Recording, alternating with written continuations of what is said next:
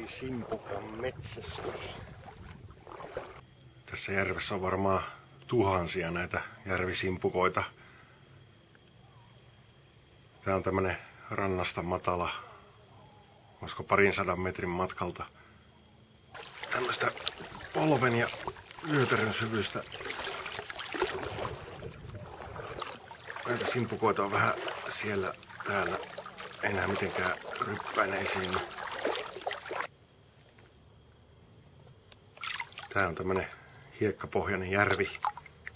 Hienoa hiekkaa. Näitä simpukoita on hiekka- ja mutapohjajärvissä.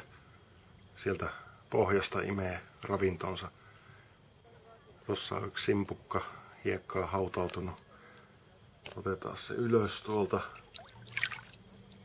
Se on tää hiekkaa hautautunut. Osa on sileä ja sitten tää esiinpistävä osa tämmönen eroosiosta kulunut.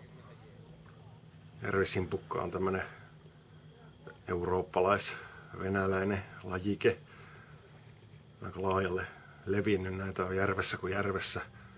Eiköhän Pohjois-Amerikassa ole joku vastaava. Okei, sitten on seuraavaksi toi valmistusprosessi. Mä panin nää kylmään veteen tonne ämpäriin ja siellä ne saa nyt sitten olla pari päivää.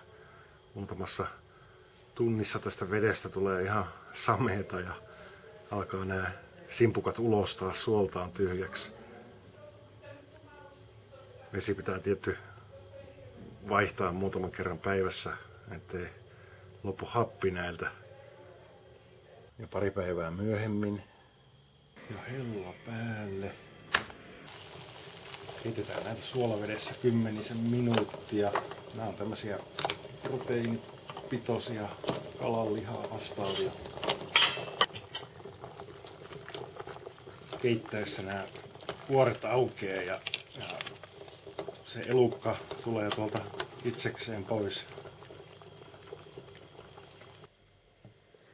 Tässä on tän ylliäisen jalka. Se on kuin kumia. Sen voi leikata halutessaan pois.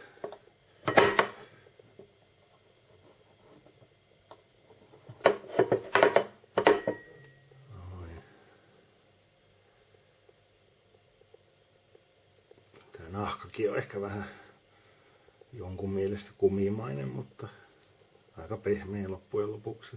Kyllä tän voi syödä. Seuraava homma on sitten paistaa nää.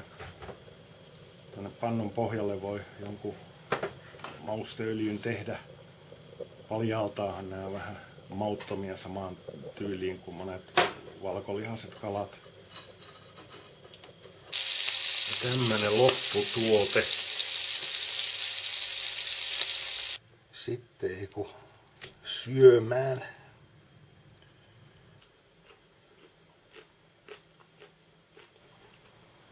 Tää onko paistettua kalaa. Semmoinen rapea paistinpinnaltaan. Ihan kuin paistettua kalaa. Jos tätä mihinkään kalaa vertaa, niin ehkä pieni semmoinen särjenne maku.